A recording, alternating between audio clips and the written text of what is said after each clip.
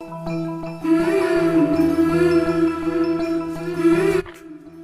विकास, अरे संदीप, अरे तू इकडे कुठं? अरे ओळखू पण येणेस ना, लय जाड झालास. आणि गाडी घेतली काय? अर ह्याला ही गाडी माझी वाटायली काय, पण ही गाडी तर माझी नाही. आता नाही म्हणावं तो उगा इज्जत जाईन. त्याला वाटायला ना माझी आहे तर माझी आहे. हा घेतली ना गाडी. दोन वर्ष झालं घेऊन. मला मोठा माणूस झालास. चांगली 1.5-2 लाखाची गाडी दिसायली. हो, आता त्यात काय 1.5-2 लाखाचं रे.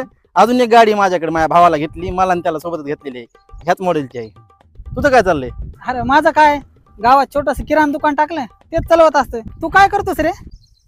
कॉन्ट्रॅक्टर आहे मी. बांधकाम बिंधकाम घेत असतोय. छोटं मोठं भेटते आपलं, महिना 2-3 लाख रुपये भेटतात महिन्याला. अरे एक मिनिट विकास, फोन आलाय मला. हो. दादा सारखा बरं 1 मिनिट. अर ह्याची गाडी आहे काय की राव. मायला हे गेलं तर अवघड होईन बाबा, काय करावं. दादा 1 मिनिट. माझं एक काम करा ना. बोला ना, काय विषय? फक्त 10 मिनिटं इथं थांबा. तो माणूस दिसते का?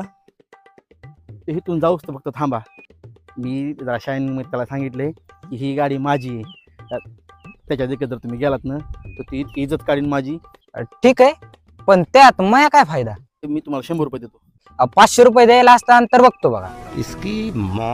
दादा, आम्ही का तुमची गाडी विकत घ्यायलोय का 500 रुपये मागायला तुम्ही? बरं ठीक आहे, जातो मी.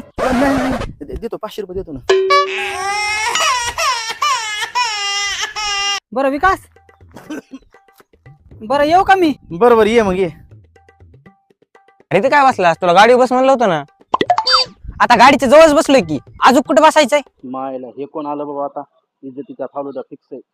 गाडी तिकडं, तू इकडं, आणि मला गाडी जवळ बसलोय. आपली गाडी तिकडे आहे व्हय? मला वाटलं हीच आपली गाडी आहे.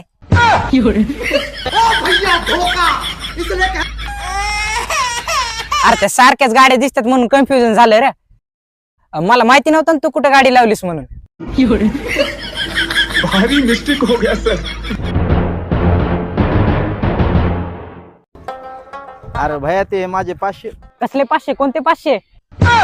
काय नाही काय नाही. काय नाही गैरसमज. येऊ का मी? मला बस आहे.